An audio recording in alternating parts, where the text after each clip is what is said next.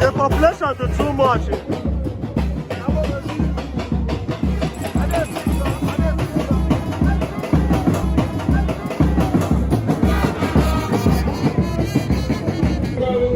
Of His Excellency, the President, the Vice President, the Governor, the National Chairman, all the members of the protocol.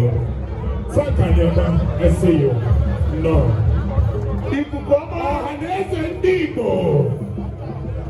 The National President General for Hannes and Debo, distinguished Senator Azota John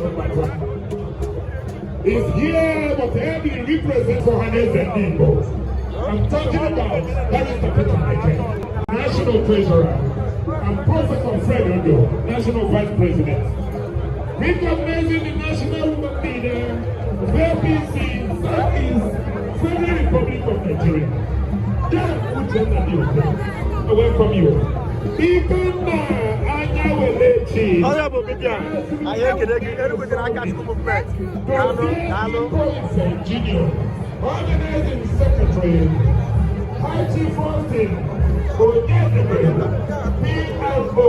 APC, Southeast. Ladies and gentlemen, on Agapa, now, I know can you not back up on a tata? Kaya na kwa governor. Kwa nini na kwa governor ni na governor wa Mogal Kaiga. Yeah, next council of follow. Enugu state I na support ya. I na kwa na support ya the other. Yes. Owo na say man Enugu state na go to Kamba. As far as also APC I need Baba APC ka. Next council of here na bet today na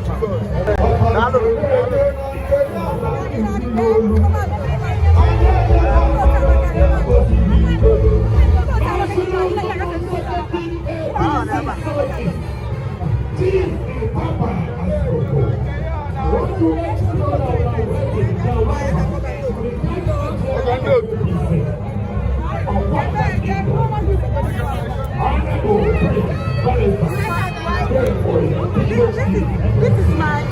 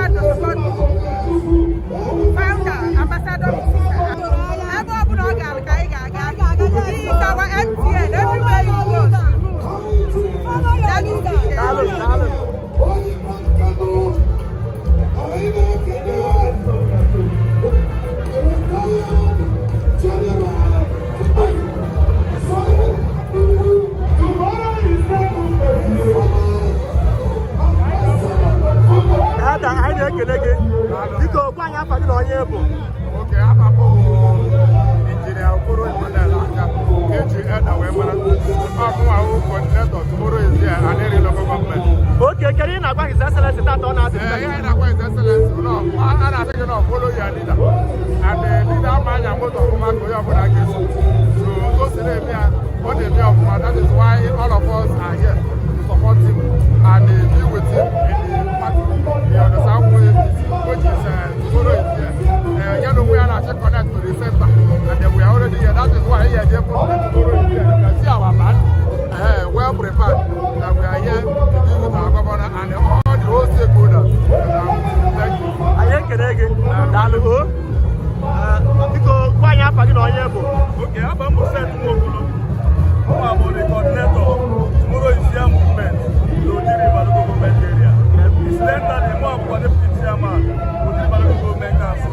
Okay. Can you not His Excellency that? Can you His Excellency the Governor of Enugu State? Dr. Peter Ndubuisi Mbah. When you have about no time, I know we are solidly behind him. We are his followers. Never will know them.